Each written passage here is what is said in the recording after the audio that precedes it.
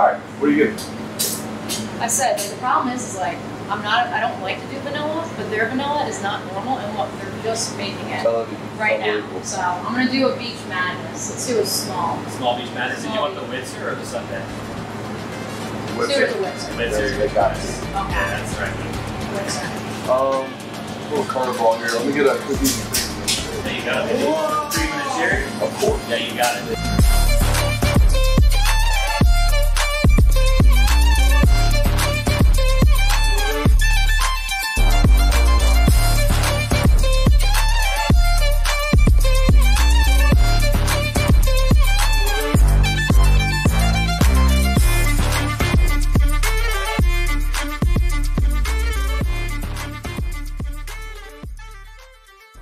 Welcome into today's episode of The Scoop, the show where Jaguar players and coaches get to dish about their journey to Jacksonville. Joining me today, one of the veterans on this year's Jaguars team, Punter Logan Cooke. Logan, what's the scoop? What was the ice cream of choice? Yeah, so big Witz fanatic. I'm usually a Witzer guy. I like mixing and blending and doing some crazy stuff, but recently I got on the cookies and cream milkshake train. So here we are, and that's what we're rolling with. Throw him for a curveball. Yeah. I did go with the Witzer, by the way. Went with the Beach Madness. Got to go do more radio after this, so we need to build up that appetite. There we go. So the cool part about this show, when I told you guys we'd be doing this, is that we're not going to talk necessarily Jaguars. We're going to be talking about your journey here to Jacksonville. And for you, that starts in Darby, Mississippi. Yep. Or does it? It does. That is. I lived in Columbia for a little bit when I was real young, and then I think when I was probably around 5, 6 years old, we moved out in the country and grew up on a farm there, kind of a cattle farm. We rodeoed a lot in middle of nowhere, so that's kind of where I cut my teeth on growing up. So 50 animals, I read, on the farm? Yeah, so we had, at the time, I think we ran around 40 to 50 cattle.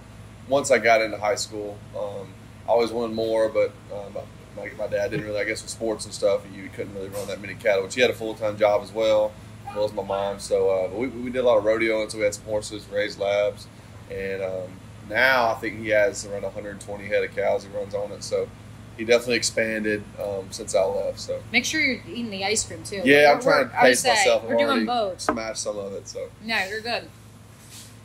Best thing, worst thing about growing up on a farm? So best thing, I think I learned to work. Right. I mean, there's several people I've met in college, or once I've gotten here in Jacksonville, that didn't really grow up. They might have grown up taking the trash out, and I grew up cleaning horse stalls and cleaning dog pens and building fence and working cows. So that was, probably one of the better things. At the time, it wasn't a good thing for me. I hated it sometimes, But I was gonna say, do you have a crazy story of like having to clean up the cattle poop or something like that? Me and my sister, we did used to throw it at each other. I mean, I remember that. We'd be cleaning horse stalls and throw it at each other. So I've had it in my mouth. That's not great. And then one time, I was real scared of the dark when I was young.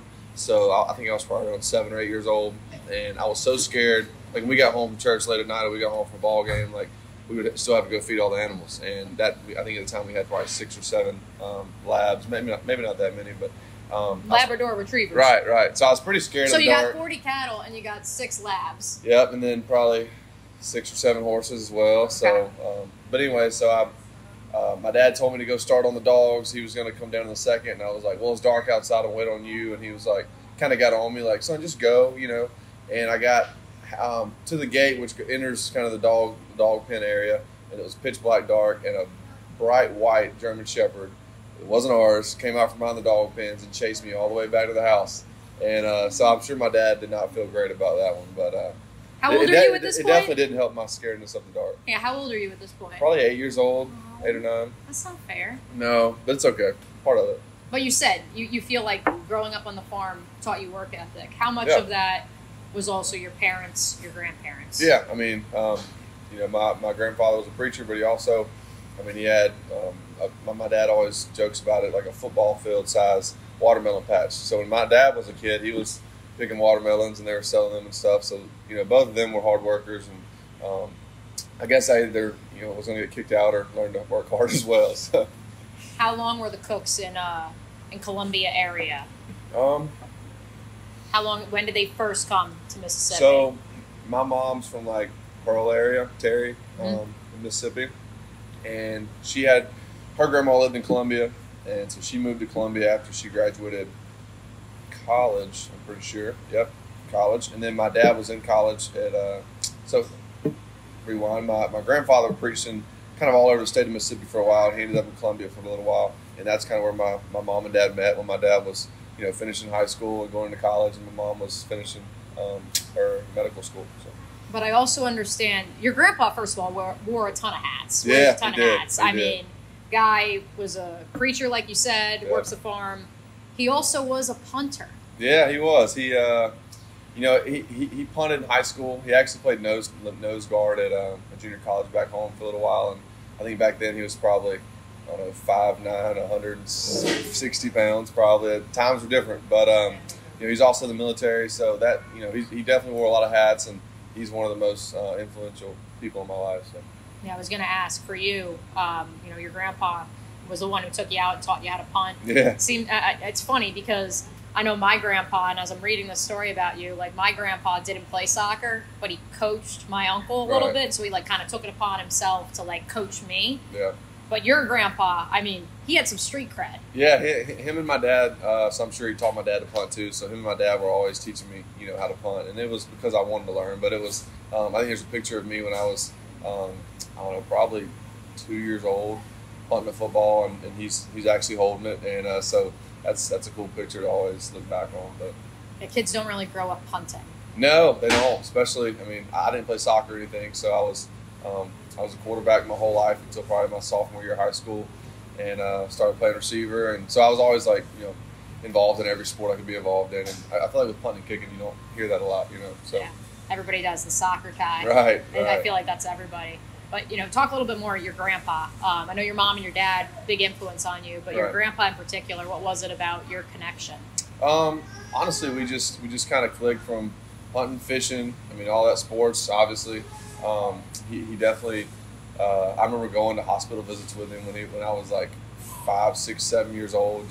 And at the time, it was annoying to me that we were going to go fishing, but hey, let's run by and visit such and such there in the hospital. And at the time, I was like, come on, I just want to go fishing. But that just showed the kind of man he was, that he wanted to, if someone was struggling, like he was always there. And so that was something I look back now, like it means a lot. And I know he just went through, the Alzheimer's battle, Right. which we lost my grandma to Alzheimer's. Yeah. What has that been like for you to go through that, to be here, but also know the role he played for you? Yeah, it's tough. Because you definitely remember them for who they were at the time that you want to remember them, and but it's definitely something that it's a blessing he's still here, but it's tough. You know how it is, and it's getting old sucks, to be honest. So one day my parents will go through the getting old process, and I will too. So it's definitely tough to watch, but you try to remember those good times. Do you find yourself, independent of that, do you find yourself going back more to Mississippi since you had Cooke? Or less? So, I don't know. It's probably more or less. I don't know. We go back to Mississippi every chance we get. We're both from there, me and my wife. So, all of our family's there. And all of our, we have a farm there now. So, pretty much like all of our peaceful days are involved in Mississippi. Now, we have awesome days here too. But any chance we get, to get away from this kind of hustle and bustle of Jacksonville, which is not a lot, but more than what we're used to, it's always fun to go home. And definitely for those grandparents now, they want to see Coope all the time. And they still are on the same farm you grew up on. And you guys are still 50-plus animals, or they've downsized? So they actually have more now. They have a bunch of chickens, some goats. There were 3 things I wanted when I was a kid on our farm. One was chickens, one was goats, and one was a pool. And once I got to college, they got all of them. So now I get to go home and enjoy them every now and then. But they definitely have several more animals than they had when they had to keep up with us. One more other thing on the farm. So you mentioned the 6 or 7 horses. I don't think people realize, because they think of you and they think, oh, fishing and hunting. You were a rodeo junior star? Yeah, I don't know about star, but I definitely rodeo. But where I'm from, it's either, you hunt, fish, or rodeo. That's kind of all you really had to do. And so I grew up rodeo, and my sister still barrel races to this day. But I rode sheep, steers, calves, all that good stuff. And Well, Rogue. explain rodeo to me like I'm 5. So, like, are you like in a show? Or are you like what kind of rodeo? They're all so. Rodeo events consist of everything from bareback riding, saddle bronc, calf roping, team roping, barrel racing.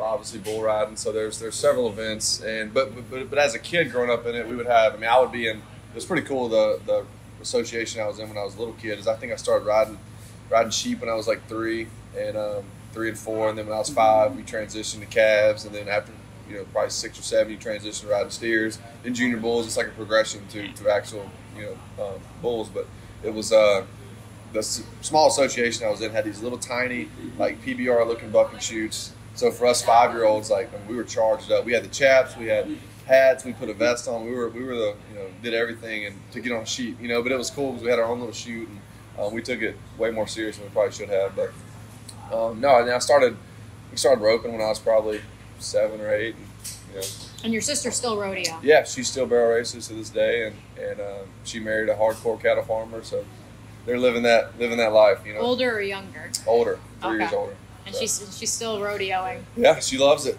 She loves it. She actually they just had a new filly a couple weeks ago, and she's sending us pictures and stuff, and so she enjoys it. And we talked a little bit about your grandpa being a preacher, your dad's involvement. Faith has always been pretty important for you. Yeah. Do you have a memory where it came into your conscious of how important your faith was? Yeah, I was raised in church. Obviously, my grandfather was a pastor. My dad was involved in the ministry, so I grew up in that setting. It's one of those things that my furthest memories back to when I can remember and that I was conscious of things was just me being in church, right? And so now, obviously, I kind of found my own relationship with God once I kind of grew up and realized what it meant, right? Like I grew up as a young kid. I think I got saved when I was 9 years old, but to be able to actually build that relationship through high school into college, and now me being a husband and a father now in a state away from where I grew up, it's definitely grown in my faith, and I think that's something I try to make obvious, right? Because it means so much to me, and honestly, it should. So. I didn't know if you're one of those because my parents took me to church every Sunday. Faith is important. But there were days where I'm like, I got to go to 7 a.m. Mass, even though I have a soccer game at 9 a.m. Like, did you ever have that? Or it was always something you were, or is it something that you look at and you say it goes beyond the confines of church? Yeah, 100%. I mean, church is a building, right? But church is also a body, right? So, and that's kind of what I've learned once I was able to grow up and figure it out on my own is like, I do believe church is important because you surround yourself with the right people, right? And then also just I feel like religion is a bad take on it, right? It scares a lot of people away from it. So away from religion, we try to look at it as more of a relationship. And I think that's definitely more welcoming to people who don't believe, right? Yeah, way better to have a conversation. Yeah, exactly. Than this like obligation of well, you need to do X, Y, and Z, and it's like no, it doesn't work like that. Yep. The hunting and the fishing. If I could tell you, you could only have one, Logan. You can only pick one. The hunting or the fishing. Turkey hunting. By far, yeah. Okay. I'll answer that one quick. Okay, that's good because my next request. You are pretty well versed in turkey calls. Yeah.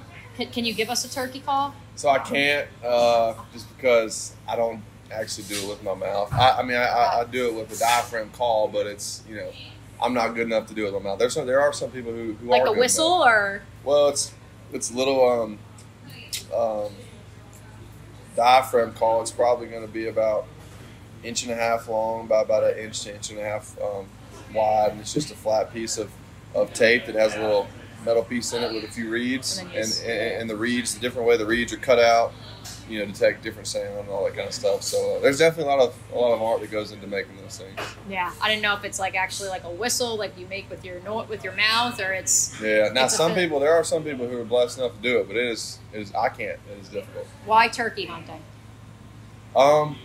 So obviously I like hunting anything just because one, I get to enjoy God's creation. I also get to it's a competitive aspect too, right? Yeah. And so many times we have a bad game or even a good game, but on Monday I just want to rest my mind that evening, or Tuesday morning on an off day, go sit in a tree stand's awesome. But in the spring, turkey season is in the spring, and to be able to that's just a game of cat and mouse. So you know he's there because he's gobbling, and then you have to figure out a way to get him within 40, 50 yards to be able to get a shot. And it's definitely a lot of people frown on hunting just from a standpoint of you're killing an animal, right? But the day that I stop, the day that I'm just doing it for that reason, I won't ever do it again. So it's definitely a lot deeper than that. And, we enjoy it. I've killed so many turkeys in my life, but I still get shook up every time one's getting close. So, but it's fun. It's definitely a lot of strategy involved. So yeah. What do you think about when you're up in the tree stand?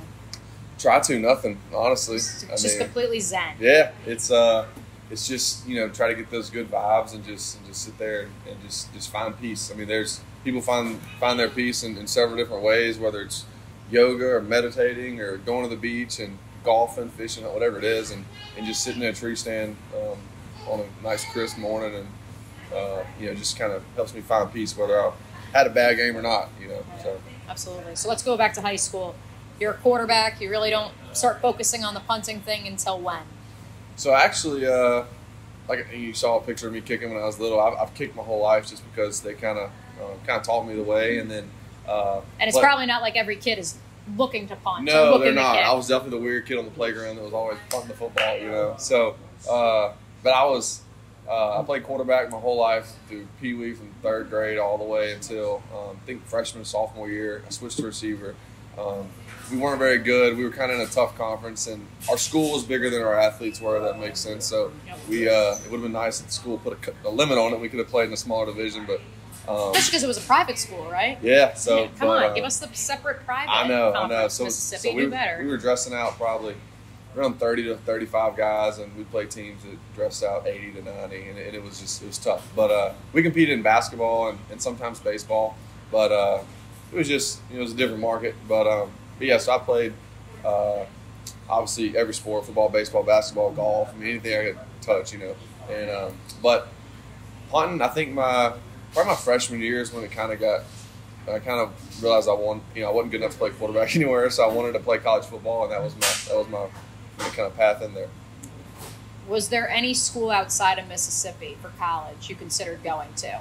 Yeah, I'm probably gonna get some backlash from this, but I really wanted to go to Alabama. I mean, who doesn't? What high school kid doesn't want to, right? And you were the number 3 punter in America. Yeah, they were in the middle of kind of their like dynasty run, so that was really where I wanted to go, and I ended up. Me and J.K. Scott were there, and then the way kicking works is like not many coaches come watch a kicker, a punter, kicker, punt, right? It's always through camps. You get invited to their camp, and you go to their camp, and you kind of that's how they get to see you because they're just not wasting a visit usually, unless you're super good to come watch you. So that was I remember me and J.K. Scott were there, and Saban was watching us kick. This is our senior year of high school, and we're going into our senior year, sorry. And we were both punting well, and J.K. ended up getting offered that day, and I was pretty beat up just because, I didn't punt bad, but J.K. was one of the best to ever do it in college. So that, it ended up working out for him. But he got that offer, and I was pretty beat up about it. And like you said, I was like number 3 punter in the country, and I didn't have any offers. So we ended up going to Louisiana Monroe's camp just to get an offer. Yeah. Because I was told that once you get one, they kind of start flowing. Right. And so I ended up getting offered by them, and still no offers really came in. But Mississippi State offered eventually, and that was where I needed to go anyway. So it worked out. I told you I'd ask this one before time. Dan Mullen. When I say those 2 words. Yeah. Go. Loved him, man. He was. I had a hard basketball coach in high school that was pretty tough on me, and he was definitely. We got into it several times, but he was one of the best. Honestly, the best coach I've ever had in my life. And but Dan Mullen's right behind him on I guess being a hard coach. But he was fun, man. He was one of those things that he loved specialists, whether he loved you from a standpoint of he was getting on you, or he loved you, he just wanted to talk golf and hunting, whatever it is, But no, we still keep in touch to this day, and I would definitely love to see him one day back in maroon and white, that's for sure. Yeah. With Dan, and then with his wife Megan too, I know your family developed a unique relationship, especially your freshman year, because you didn't know if you were going to play your freshman year. Yeah. So elaborate for us a little bit about what that was like to go from being the number 3 high school punter in the country to, well, now I'm riding the pine and I don't know when I'm going to get my shot. Yeah. I definitely didn't mind redshirting because redshirting meant that I got to sit out a year, kind of sit behind this other punter who was, a really good punter too, and kind of learn some stuff. And then it was like, I think week 3 or 4 against A&M, Devin, who's Devin Bell, the punter ahead of me, he came to me in pregame and was like, hey, I think I just popped my groin. And it was kind of like, all right. And it was a home game against Texas A&M, so it was a big game, and SEC Nation was there and everything, and it all happened, so fast. And then he was kind of like, I think I can go. And then we went in the locker room, and it kind of put pads on. And that was cool, too. I got to dress out, go to all these cool places, kick 100,000 balls in pregame, and wear my leg out and just go sit down, But and then I think we ran out of the tunnel. I still didn't know if I was playing or not. And so I didn't have many butterflies because I didn't know. And then Coach Mullen came to me, handed me a tee. He was like, you're up, let's go. And we kicked the opening kickoff. You're what, 18 or 19 at this point? 19. Yeah. I was the older one. So, and all I could just think about was don't shank it. Like, don't kick it out of bounds. Just, make it do this number right here. So, whenever I saw it kind of take off this way, I was definitely relieved. And I couldn't feel my legs. All the cowbells were rocking, but it was fun. Did your family know you were playing? No, my dad was. I think my dad and my mom, one was actually in the bathroom right before, and I went out for opening kickoff, and I remember one of them was calling the other one, and it was a whole thing. But one of my best childhood friend, growing up was there, and he still has a video on his phone that he was videoing, just losing his mind. Going crazy. It's like, oh my God, this is crazy. But it just kind of it happened so fast, and it was kind of cool that I didn't have to sleep on it, Right. But the next week we played Auburn, and it was college game day, and but that one I had time to get a little nervous for. So that was a fun week too. But I love Coach Mullen and Megan and all them. They were super involved and pretty close to my family from the standpoint of just being good communicators and what's going on, and so yeah. Give me some defense for the cowbells when people slander. I don't know. The cowbell. They're not fun to play under for sure. Yeah. But whenever we're on the field, they're not really loud, so I can't really complain. But did you grow up a Mississippi State fan? Kinda. Mm-hmm. My family, being in around Columbia, Mississippi, we were 30 minutes from Hattiesburg, which is where Southern Miss is. So we went to some Southern Miss football games, baseball games, and it was my sister ended up going to Mississippi State 2 years before I did. So I was able to go to some games and that kind of thing, and then I started going on visits and loved it. But growing up in Mississippi, you're either Ole Miss fan, Mississippi State fan, and my family is by far too far away from Ole Miss to be Ole Miss fans. Right. Distance-wise, people-wise, we're definitely not like Ole Miss. So that is there was only one other team, so we were definitely Mississippi State fans. Your last game in college was where? Your bowl game? Here. It's kind of a very ironic God moment. Yeah, I would say so. Yeah. I thought I was done too. I told my dad. I actually rode home with him after the game, and I told him, I was like, hey, that was fun, because my dream was to play in the SEC, and that was it. I didn't really want to play in the NFL. I just wanted to play college football in the SEC and then call it. And honestly, any college athlete can attest to this, but it's a grind. The whole class, study hall, all your buddies. I didn't live with athletes. They were all buddies from a couple buddies from high school and their friends. They were in the forestry program, so they got to deer hunt a lot, turkey hunt a lot, just hang out, kind of live that college life, get on the river, all night long and just hang out. And I couldn't all the time, and so that was tough. So then it was definitely I was over it. I was over ball, and but it was a different grind in college compared to here. So when we left here on I-10, I told my dad I was done, that was fun. He kind of gave me that I wouldn't when you hang them up, you're done. You can't go back. So if you want to at least try, just know that once that door closes, it's probably done. Right. So I was like, all right, well, we'll do this thing for a year. And the way specialists work is usually you sit out for 2 to 3 years, or maybe even just a year, because not every team's looking for a kicker every year. Not every team's looking for a punter. maybe 6 to 7, 8 teams might be. So it's not like every team's looking for a punter every year. So it's that window was small, and I wasn't. I feel like I had a good college career, but I definitely wasn't one of the top ones that could get drafted. So I didn't go to a college bowl game as far as a senior bowl. I didn't go to the combine. Didn't really have many teams talking to me. So I didn't really have high hopes. And then somehow, I got drafted. So and that's how we ended up here. But when you were here for the Gator Bowl, what were your impressions of Jacksonville? back in 2017, It was 2018. freezing cold. I remember that. I remember we stayed at Sawgrass, Okay. and that was actually right whenever Coach Mullen took the job in Florida. So it was kind of weird. We had some coaches leaving, and it was just kind of an awkward environment within the team. So we hung out a lot out here. Went to the town center, which at the time I obviously didn't know what the town center was, but we went and hung out there one night. I actually went to Dockside. It was Safe Harbor at the time because I asked the concierge desk at our resort at Sawgrass. I was like, "Hey, like, what's the most Jacksonville place I can go to eat?"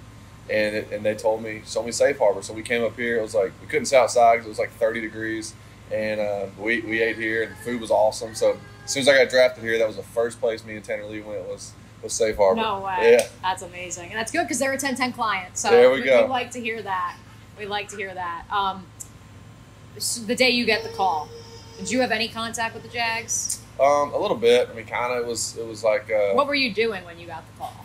So we were at the house because you never know it, and I kind of had a feeling I would get an opportunity to at least go somewhere preseason. I had a few teams that were like, "Hey, like we're confident in our guy, right? But we're going to give you this preseason game and this preseason game and get some film and stuff." So I was like, "All right, I'll do it, whatever."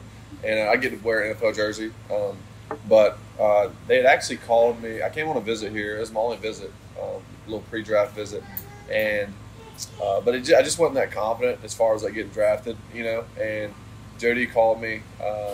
Jody Camillus called me on round one day. It was like, "Hey, like keep phone on you, whatever." Like, and honestly, when it got to day 3, I remember me and my dad went turkey hunting that morning, and I just had like some buddies at the house, and we were just kind of chilling. And it was kind of funny because they got to like the 6th round, and the commentators were joking around like, "All right, well, we never got to the 7th round. Like, what can we talk about now?" And they were like, "Let's talk about some punters on the board." And they ran through like 6 punters that could get drafted, and I wasn't one of them. So everybody was kind of awkwardly on their phone, like, "What y'all want to do?" You know. So, but then they got to their pick, and I got a call, and I was just kind of like, "Wow," you know. Out of the blue. Yep, it worked out. Just like that. Were you and Mary together at that point? No, not yet. It was later, 2018, we actually started dating and stuff. So. How did you woo her? How did you first meet her? So she was actually my waitress at a steakhouse, and she was in school in Starkville as well. Yeah. And so that was the first What time I ever saw steakhouse her. are we talking here? Anthony's. Okay, Anthony's so Steakhouse. we're not talking, Texas Roadhouse. Oh no, this is a local Steakhouse. steakhouse in West Point, and she was my waitress there, and that's the kind of first time I ever saw her. And then, I mean, fast forward several months later, we saw each other out at a concert one night, kind of got hanging out, and that's just kind of progressed from there. And then time wasn't right. We didn't start dating at the time, and then I think it was a little over a year later we actually started dating. So. And at that point, are you here in Jacksonville? Yes. Yeah. Okay. So it was tough doing the distance, and I think that's why we only dated for like 6-7 months and engaged for 6-7 months. But I mean, we had known each other for a couple of years, so it wasn't like that. But it's one of those things that once the timing was right, it was meant to be. It was meant to be. How has fatherhood now changed you and also taken that relationship with her to another level? Yeah. I mean, it's incredible. Being a dad's awesome. I mean, it's definitely stressful in certain aspects, but she's an awesome mother, and Coop's honestly, I feel like Coop's been a breeze, you know, and he's super healthy. He's been awesome. He sleeps right now, which is awesome, right?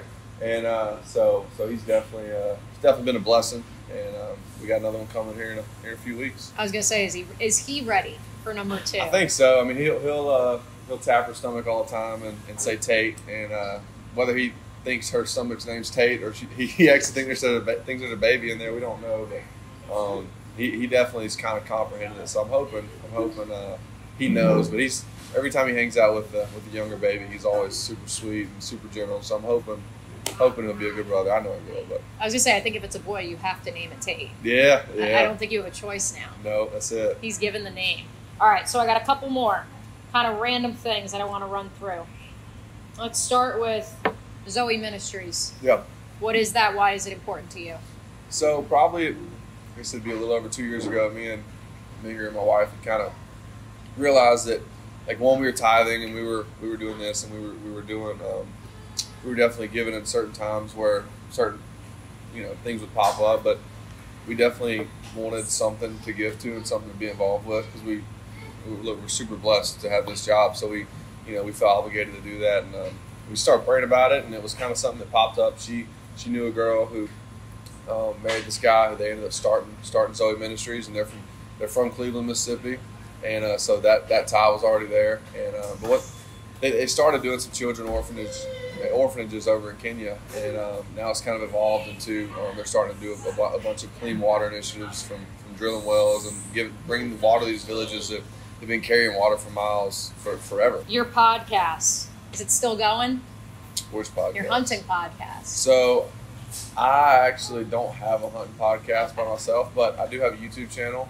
Okay. There we go. Plug the YouTube channel. So it's Off Days with Logan Cooke. I don't post on it as much now because I have a little one to deal with and hang out with. So we still post a few hunts on it every year, and we just have a good time with it. It's just somewhere to put. I enjoy video, and I've always videoed hunts and stuff, and so to be able to have somewhere to put it, it's fun. Podcast culture. Ironic because we're literally doing a podcast right now. Pat McAfee. Mm-hmm. Are you a fan? B, when he talks about punters and being different, and the fact that specialists, having a podcast, having that platform isn't too unfamiliar to you guys. Right. Do you empathize with that? Yeah, I love Pat, man. He's awesome. I listen to his podcast a good bit, and definitely on long trips. And him and his guys are pretty entertaining, and I think it's cool to see. One of us, right, a specialist, make it big. And he's, I think, the face of sports media right now. So to see where he's going and has come from is pretty awesome. Last one before I ask the big final one. I've heard the story. I don't know if all of the Jags fans out there have heard the story about your bonus you got on your rookie contract. Yeah. So it's kind of, there's some more to that story that. Okay. Debunk it. Don't let Ross Matisick be giving us rumors of what exactly it's not you did. a rumor. There's just more to it. But I actually had always said, if I got drafted or made the league, I was buying a boat. The only boat I ever had in my life was a little 14-foot John boat with an old Evinrude on it. So to be able to get a boat was my dream. I got drafted, and I think it was later that night it hit me that I get a signing bonus. So I was like, "This is cool," And so whatever my signing bonus was, it wasn't a seventh round. It's incredible, but it wasn't as much as what some people might be thinking signing bonuses are. But it was enough to buy a boat. And I remember we started shopping boats immediately, and I actually found the boat I wanted once I got down here. So it was a few months later, and as soon as that check hit, I went and spent every dime I had on this boat because it was just my dream. It was what I wanted, and I got it, and it was awesome. And then it got time for I was going to tithe about a month after I got my bonus, and it hit me. I was like, I spent every dime I got from getting drafted. I didn't think I was going to get drafted at all, and been blessed with this awesome opportunity, and I spent every dime I got on this boat. So I ended up, it was eating me up so bad, I went and took a loan out and paid the tithe that it was worth because it was killing me so bad. And I ain't gonna lie to you, I had so much trouble with that boat. Electrical issues and all sorts of stuff. Wait, so you don't even have the boat anymore? So I actually sold that boat, okay. And we have a new boat now. Okay. But we definitely had some fun on that boat. But it was so funny that I always had electrical issues with it or trolling motor issues, and it's crazy how things work. So. And the guilt issue. Yeah, Right yeah. there. Last one. What are you most proud of as we recap, your journey from where you began in Mississippi to where you are now? What are you most proud of as you stand here today as a member of the Jacksonville Jaguars? Definitely my family. They're sitting over here with us with my wife and my little boy, Cooke, and then Tate, who's cooking in there. But, it's cool to see kind of where life takes you. I never thought I'd be living in Florida. One day I will be living back in Mississippi eventually. But right now to be living in Florida and have the community I have within the Jags, and also we have a huge community outside of the Jags that are awesome friend group there. So just to see the way our family's growing and the life we're getting to live, it's just an incredible blessing, and we're having a blast. And that's the scoop. That's the scoop. There it is. Perfect. Thank you, Logan. Oh, Appreciate thanks so you. much. Yeah, Thank you. have fun.